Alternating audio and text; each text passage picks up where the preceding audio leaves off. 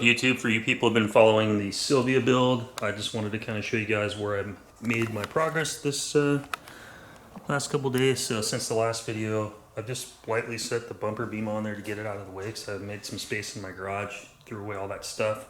I'm going to try to move both the Skyline and the Silvia in here in like the next week. But as far as the engine bay, I went and got a couple extra cans of clear coat. I mean, I still have some spots that are light where you can see like a little bit of like roughness, but I hit all this with a little bit more clear, especially down here. It was really rough looking, but it turned out very good. Put a few more coats on this, so it's really glossy.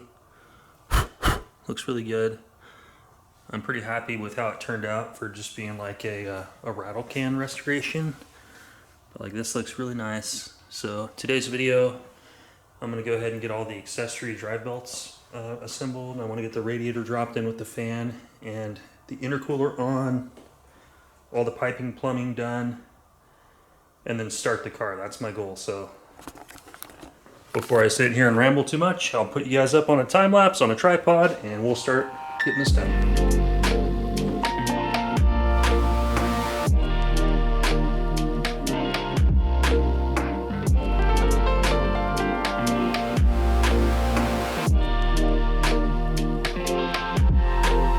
I went ahead and painted and clear coated the original hood mount brackets because they looked horrible. I even took the time to repaint the fastening hardware.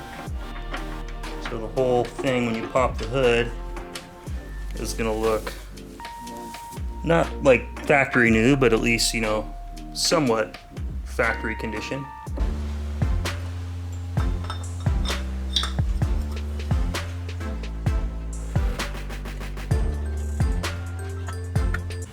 I'm working on getting all my accessory belts on here. I gotta loosen up the tensioners and get those on. These are the HKS fine-tuned V-belts. These are made actually by Gates. All right, we've got the alternator and water pump belt on. You gotta loosen the upper bolt for the brackets in order to get the tensioner to move. There's upper and lower.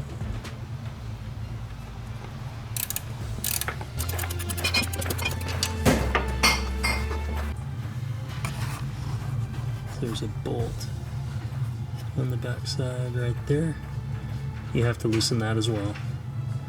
Otherwise the alternator will not move. And then after you get the tensioner all set up, you can retighten them.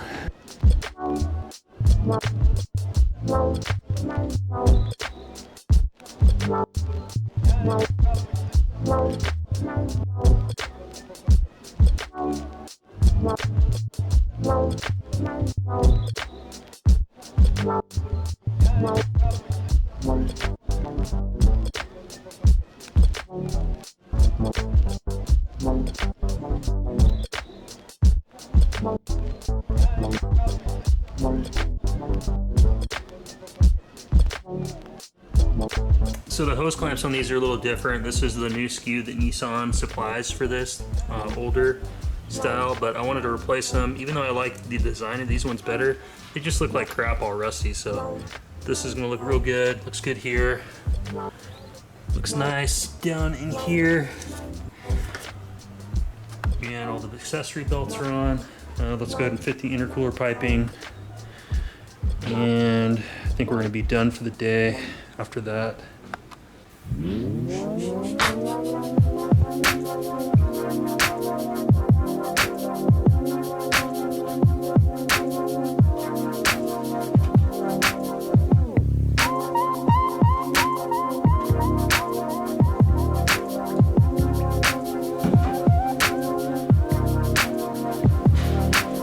You have these little spring clips that attach this.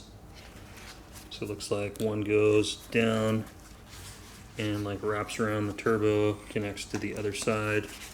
That's how it holds it on. And then this one goes from the front side somewhere, connects somehow. So let's figure that out. All right, let's go ahead and slip this Greddy turbo blanket on here. And let's see, it appears to, I'm gonna say it goes this way. It's gonna work. Sensors, it's gotta go this way.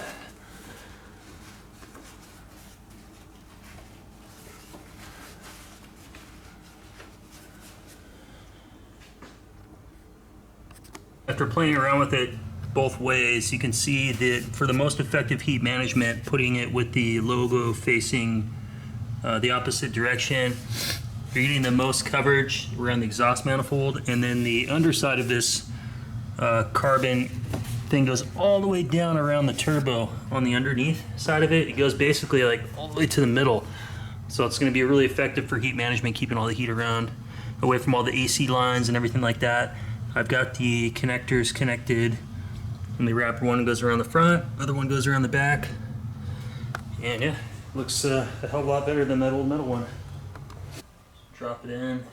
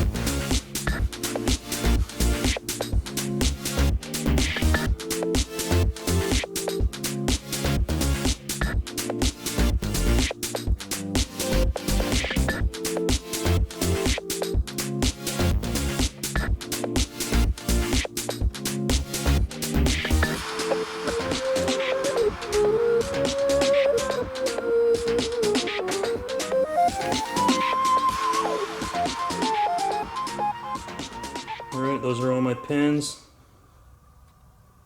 Fresh solder on them. That should fix the crazy idling and revving issues.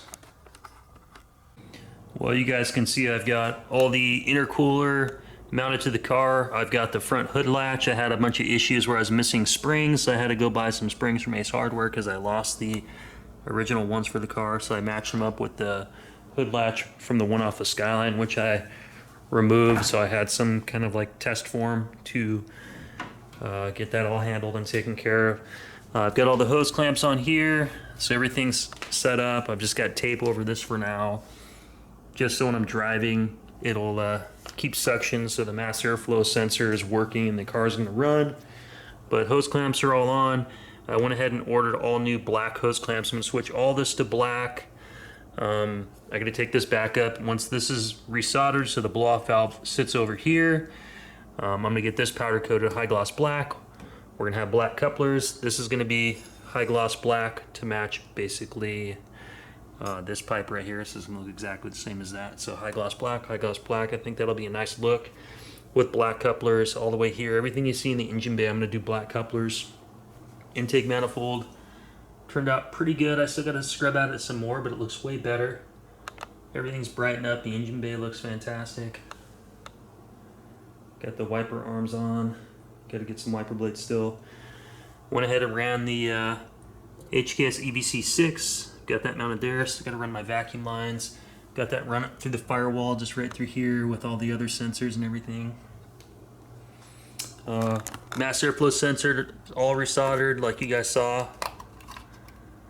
I'm just going to leave this off just to make sure if it needs to be touched up, I'll silicone it once I verify everything's good. So I got to figure out my vacuum lines. I'm not exactly sure which one is going where, so I got to figure out which order to put those in. The one over here is going to go to the blow-off valve. Beyond that, got to finish connecting the horn. I got to make some brackets for that.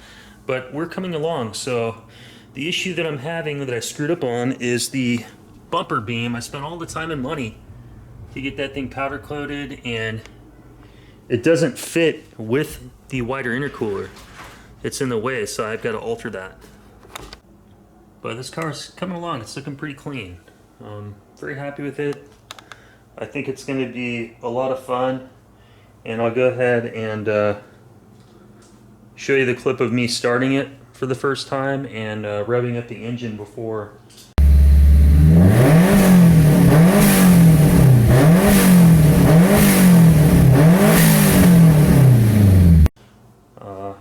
Getting this thing parked over into this position. But as far as inside, I'm working on a few other things too. So I've got the center console taken apart in here. I've got the EVC6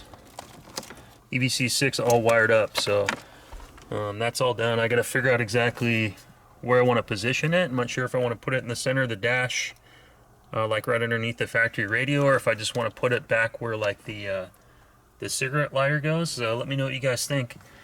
I want to try to clean up the inside of this car. Plus I've got all these other gauges and crap in here. And this thing just has gauges galore. So hope you guys liked this video. I had a lot of fun making it. It's been this has been a long process. This has taken me a lot of time. And let me show you, because I kind of touched this up with more clear coat here.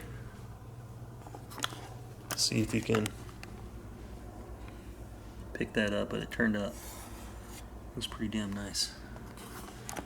But I've got lots of stuff off to the powder coater. I've got brackets here, I've got the brackets here, I've got the bracket for the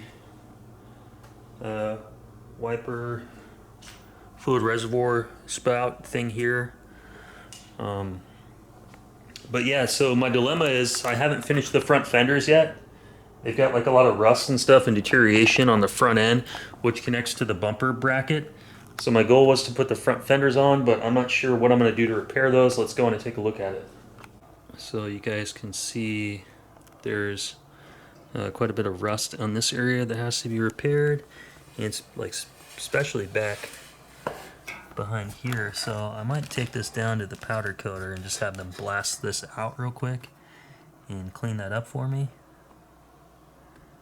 Because you can see that's going to be hard for me to get down into there, and that whole area is going to eventually just kind of corrode apart.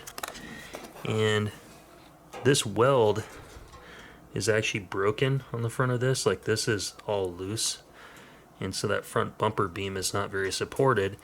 And the issue I'm having is I need to drive this thing to the place so they can fix the intercooler piping, but the headlights connect to this and they connect to the bumper beam. I'd have no way to at least get headlights or turn signals on the car, so I'd have to drive it with none of those and risk getting a ticket. So I'm not sure if that's what I'd like to do. There's always little things that get thrown your way. With the Skyline, I could connect the headlights just right to the front of the chassis without having that stuff on there. So I didn't realize that when I was putting this back together. But anyway, guys, I hope you liked this video. If you enjoy this kind of content, subscribe down below, give me a thumbs up, and I'll catch you guys on the next one.